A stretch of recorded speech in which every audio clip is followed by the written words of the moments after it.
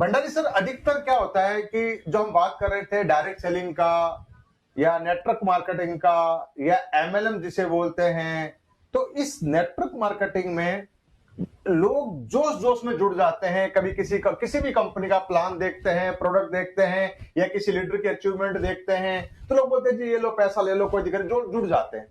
पर लोग जुड़ने के बाद में उनको बाद में महसूस होता है कि यार कोई सवाल आता है उसके सामने, तो बोलता है नहीं नहीं यार ये तो काम गलत है, मैं तो गलत फंस गया करके। तो ऐसे बहुत सारे ठगा आते हुआ हैं, महसूस ठगा हुआ करता है। महसूस होता है। तो सबसे पहले एक व्यूवर का हमारे पास सवाल आया था कि सर ऐसा कैसे हो सकता है कि 15 से 16 हजार रुपए कोई इंसान लगाए और वो लाखों करोड़ रुपए कमा ले, मर्सिडीज में आ जाए, बीएमडब्ल्यू में आ जाए, जगुआर में आ जाए और 10 लाख 20 लाख महीना कमाने लग जाए। अगर ऐसा होता तो मेरे को लगता नहीं कि पूरे हिंदुस्तान में किसी के पास में 16 हजार रुपए नहीं है। अगर नहीं भी हो ना, ऑटो वाला ऑटो बेच के, रिक्शा बेच, कोई भी लाके हमें दे देता और हम उसको करोड़पति बना देते। तो लोगों को यह सवाल आता है कि 15 से 16 हजार रुपए लगा के करोड़पति नहीं बना जा सकता।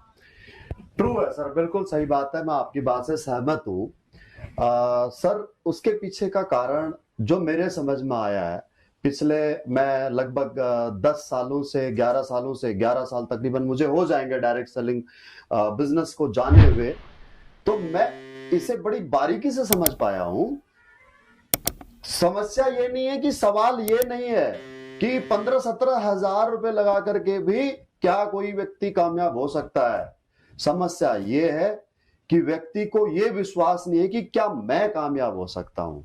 लिटरली सर, कोई भी फाउंडेशन है, कोई भी ऑर्गेनाइजेशन है, कोई भी कंपनी है, कोई भी व्यक्ति विशेष बड़ा है, व्यक्ति विशेष अगर बड़ा बना है, चाहे कोई व्यक्ति इंडिविजुअल बड़ा बना है या फिर चाहे कोई कंपनी बड़ी बनी है, कोई भी कंपनी हो, एनी कॉर्पोरेट कंपनी, चाहे कोई पॉलिटिकल पार्टी बड़ी बनी हो, राइट जी जी, चाहे कोई इंश्योरेंस कंपनी बड़ी बनी हो, प्रोडक्ट सेल आउट करने वाली कोई कंपनी बड़ी बनी हो, ई कॉमर्स की कंपनी बड़ी बनी हो, क्या ये सभी लोग पैराशूट से ड्रॉप हुए?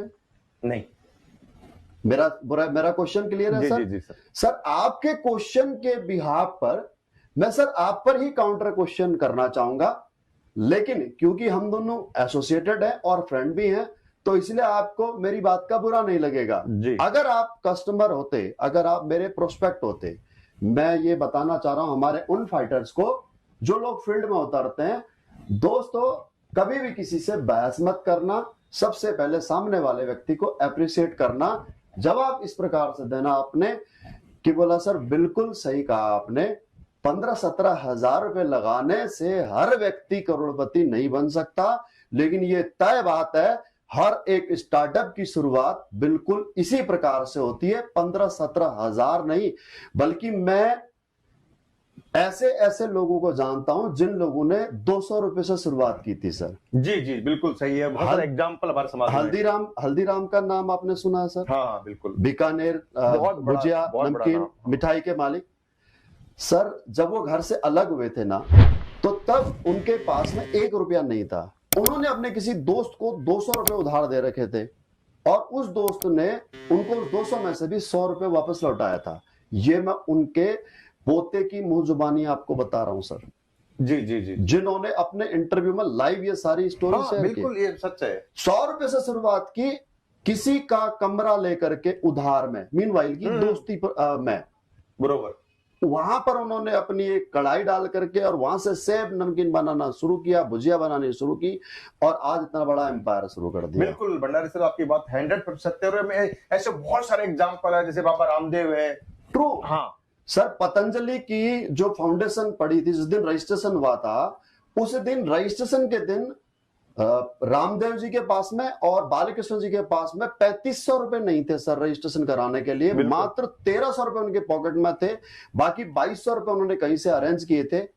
और आज आप सब लोग जानते हो 2.5 लाख करोड़ प्लस रुपए का आज कंपनी का एम्पायर हो चुका है। बरोबर। तो ई कॉमर्स वेबसाइट की बात करूं, फ्लिपकार्ट जहां से शुरू होती है, रेडबस जहां से शुरू होती है, ओयो जहां से स्टार्टअप जहां से शुरू होता है, ओला, उबर या आपका मैं बात करूं जेफ बेजोस की, जिसकी असेट आज 128 देशों के, छोटे बड़े देशों को लगा के 128 देशों की जीडीपी के बराबर आज नेट वर्थ है सर जेफ बेजोस की। एक छोटी सी वेबसाइट से एक स्टार्टअप शुरू होता है। आज कोई देश नहीं है जहां पर उसका स्टार्टअप नहीं है। आज ऐसे कितने स्टार्टअप है सर जो बिल्कुल लोवेस्ट इन्वेस्टमेंट से शुरू होते हैं, बिना रिस्क के शुरू होते हैं, और वो लोग इतना बड़ा बड़ा एम्पायर कर सकते हाँ हैं। बिल्कुल, जैसे एग्जांपल ओयो है। यस, ओयो का ओनर है बिल्कुल, जो उड़ीसा से है, भुवनेश्वर से। True sir. हाँ, ऐसे दोस्तों इसमें कोई शक नहीं है, बहुत सारे एग्जाम्पल हमारे देश के अंदर जिनके पास कुछ नहीं था, गरीब थे, लाचार थे, पर आज उनका पास बहुत बड़ा नाम है, बहुत बड़ा काम है, क्योंकि जो ताकत मिली उनको वो मिली प्लेटफॉर्म की वजह से। प्लेटफॉर्म एक्चुअली क्या है कि सर कोई भी आइडिया हमारा दिमाग में आता है, आइडिया को हम कन्वर्ट करते हैं, उसको एक प्लेटफॉर्म देते हैं, और उसके लिए हम स्ट्रेटजी बनाते हैं, और फिर हम उस पर एक्शन करते हैं। वो हमें सक्सेस की तरफ लेकर के जाता है। और जितने भी हमने अभी तक ये स्टार्टअप्स के बारे में जिक्र किया है, ये सारे स्टार्टअप किसी न किसी आइडिया की बदौलत है।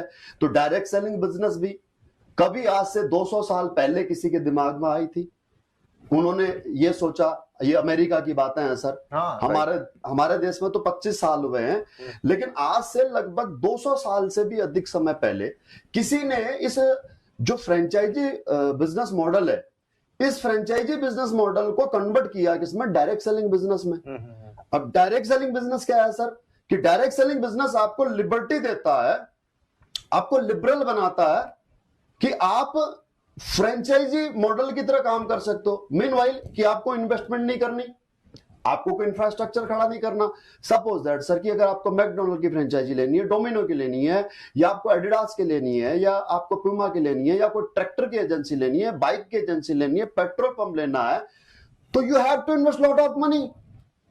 अब जब आपने फ्रेंचाइजी खोली है, आपके पास में इन्वेस्टमेंट बड़ी होने की वजह से स्टॉक अधिक है, आपके पास में कस्टमर आ रहा है और आपका प्रोडक्शन हो रहा है, तो आपको इनकम आ रही है।